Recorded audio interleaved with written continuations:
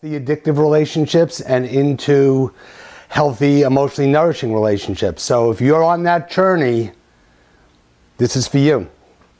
So I want to give you an example of what you have to look forward to on this journey, some of the challenges. And I'm going to be talking about now the kind of the transition between going from stage 1 to stage 2. Stage 1, as we talked about in recovery, is about the breakup. It's about changing the paradigm from other-centered to self-centered, but also breaking up with from that relationship with the means of relief. And after you break up, or in the process of breaking up, you're moving towards the second stage of recovery, which is developing a relationship with yourself. And then so what we're doing in effect is replacing the relationship with the means of relief with the relationship with yourself. So how does this look? Okay, so for example, I've been working with this woman who's a recovering love addict and codependent.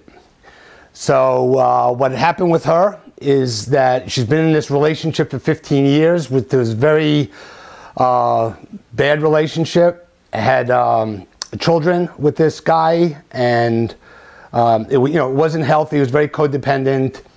He was lost in addiction and not doing anything with himself. Finally, she got out of that relationship with support, going into therapy and recovery. She got out. Within a month of getting out, she met someone else, or she got hooked up with someone else. And within 3 weeks of seeing this other person, he moved in, and they've been living together six or 7 or 8 months, I don't know exactly. And then she broke up with him recently. So what we were looking at is how did this happen so quickly? Where did she get hooked in between the end of one relationship, beginning the other? So she had no breathing space, no time for herself, no time to reflect, kind of mobilize, regroup. She jumped right into this other relationship. So I wanted to explore with her what her hooks were. How did this happen? So we identified 3 ways in which she got completely hooked. One is that this guy was telling her how different she was from all the other girls that she went out with, and how much better she was. She had less baggage, she was easy to be with, and just giving her all these accolades for being different from everybody else and being special. So it made her feel special. So she realized that that was one hook. Another hook was that she was very attracted to this guy, and he was very good looking, and that hooked this this question and this insecurity in herself about, is someone as good as this guy is, charismatic and good looking and hot and kind of wild and crazy, is someone like me good enough to get someone like him? So it triggered, she associated the attraction and his good lookingness and his kind of wild and craziness with something that was desired and would make her stock go up if she could get it. Because she was thinking she wasn't as good enough for someone like him. The third hook was that he opened up to her a lot about all of his stuff, all of his struggles, his previous marriages and children, his family of origin stuff, his alcoholism, his all kinds of addictions and mental health issues. And when he was opening up to her, she felt, oh yeah, this is, now she's got someone to fix. Now she's got a role. Now she could be worthwhile. She could be needed. She could serve a purpose. And so she realized that that was her hooks. Those were her hooks. So then, as I said, he moved in with her after 3 weeks of going out together. And this was like within a month after this other relationship.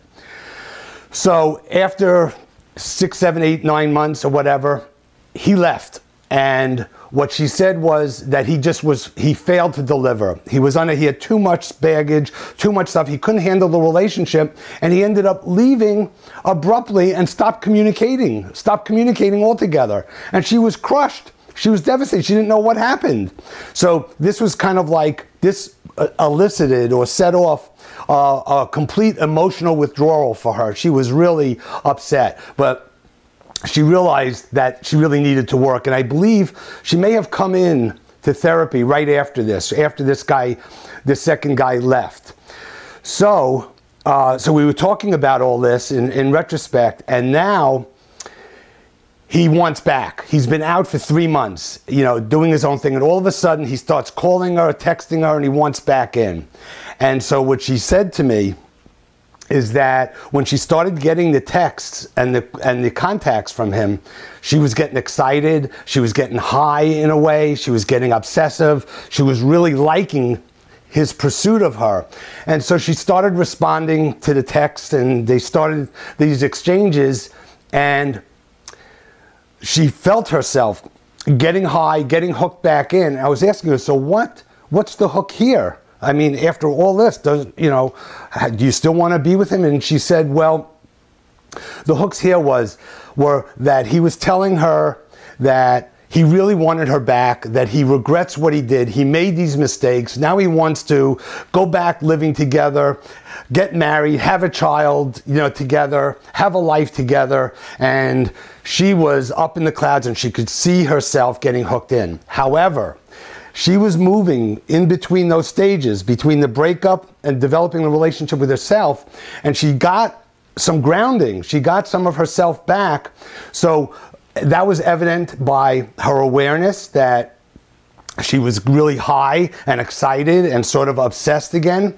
And also when she was talking with him and having contacts, she was able to say that to meet somewhere in a public place, not at anyone's houses, and kind of reconnect, and that she needed space. She wasn't ready. He needs more time to work on his stuff. She needs more time to work on her stuff. And that was, it was going to take time. So she was going to meet with him and see what happens and go from there. And what her challenge is now when she meets him is, and we talked about this, her plan from here is to kind of strengthen that relationship with herself, is to be able to tell him, listen, I still love you, I'm still kind of in love with you, I'm still attracted to you, I still want to be with you. However, I know that I'm not ready, but one thing I know right now for sure is that I don't want to leave my world and enter your world. I do not want to enter your world. I want to stay in my world, which is now I need time, I need space, I need to regroup.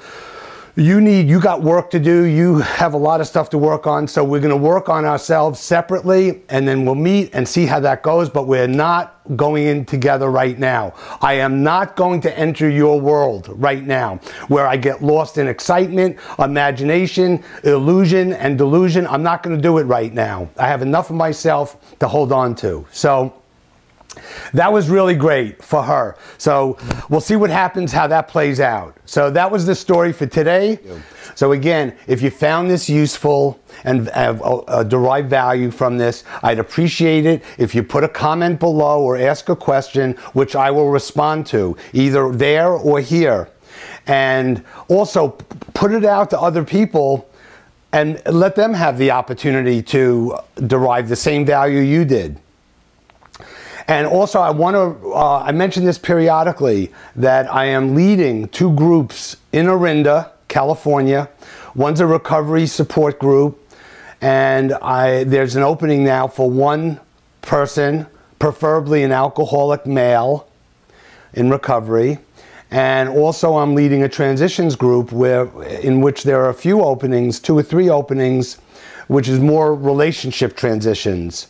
And that's open to male or female. So put that out, and if you're interested in that, or anyone's interested in that, contact me. So I appreciate that. So until then, I'll see you next time. The quality of your relationships is the quality of your life.